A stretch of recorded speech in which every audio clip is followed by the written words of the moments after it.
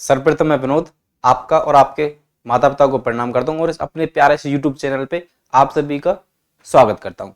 तो आज हम जानेंगे कि हमारे जीवन से जुड़ी एक बहुत महत्वपूर्ण घटना कि जो कि सभी के जीवन के लिए कॉमन है, चाहे वो कहीं भी पैदा होता है, चाहे कहीं भी, चाहे किसी भी देश में।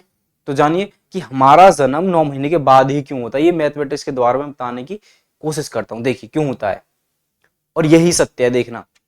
तो हम जानेंगे कि हम सभी का जन्म 9 महीने के बाद क्यों होता है। देखिए, तो मैं ये जो आपको बताने वाला हूं ये आपको एक कहानी के द्वारा बताना चाहता हूं, जिसमें 0 1 2 3 4 5 6 7 8 9 बच्चे हैं और जो 10 बच्चे हैं जो इस चीज को रिप्रेजेंट कर रहे हैं कि इसमें सबसे बड़ा ये है जो नाम कमाना चाहता है, पैसा कमाना चाहता है और यानी पहली रैंक पे आना चाहता है, ये वो है। और बाकी उससे छोटे इस तरह से हैं, जैसे क्लास में होते ना, एक मॉनिटर होता है, उससे बाकी कमजोर बच्चे ऐसे बोले पावरफुल, ये कमजोर, इस तरह से सीक्वेंस। एक दिन हुआ क्या, इसको अपनी पावर का घमंड हुआ और हुआ क्या, इसने इसको एक थप्पड़ मार दिया। सिंपल सी बात है, कोई इसको थप्पड़ मारेगा तो इसको गुस्सा आना जायज है कि नहीं? बिल्कुल बिल्कुल आया गुस्सा। तो अब सिंपल सी बात है, जब इसको गुस्सा आया तो ये इसको तो मान नहीं सकता क्योंकि ये से ज्यादा पावरफुल है। तो इसने क्या किया, अपना गुस्सा इस पे निकाल दिया। भाई अब सिंपल, वो इसको नहीं मार सकता, इसने अपना गुस्सा इस पे निकाल दिया, इसको थप्पड़ मार दिया, इसने इसको थप्पड़ मार दिया, इसने इसको थप्पड़ मार दिया, इसने इसको मार दिया। जैसे ही 9 ने 8 को मारा, 7 को मारा, 8 ने 7 को मारा, 7 ने 6 को मारा, 6 ने 5 को मारा, 5 ने 4 को मारा, 4 ने 3 को मारा और 3 ने 2 को मारा। और ऐसे ही 0 डर गया, सहम गया बेचारा, और उसको लगने लगी अगली बार एक मेरे को मारेगा, एक मेरे को मारेगा।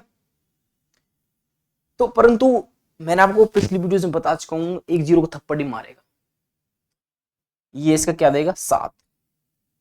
एक 0 क्या देगा, 7, यानी ये क्या नंबर बनाएंगे, बड़ा, जो इन सभी से बड़ा होगा। ऐसे आगे आगे चल के तुमको मैंने बताया था, बढ़ते जाएंगे ना, 12 नंबरों की फॉर्मेशन हुई टू इन्फिनिटी। ठीक है, इस तरह से।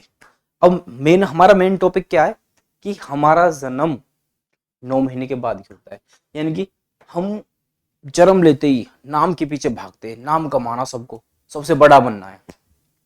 परंतु एक्चुअल में हमको ना या तो एक आगे बढ़ना पड़ेगा या एक पीछे बढ़ना पड़ेगा। किस तरह से, देखिए, यदि हमारे ये हम सभी का जब 9 महीने के बाद होता है, यदि हम एक आगे बढ़ते हैं तो हमें माता और पिता के रूप में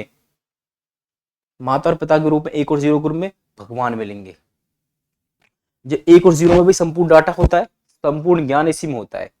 इसलिए या तो हमको एक बढ़ना पड़ेगा या फिर एक माइनस करना पड़ेगा।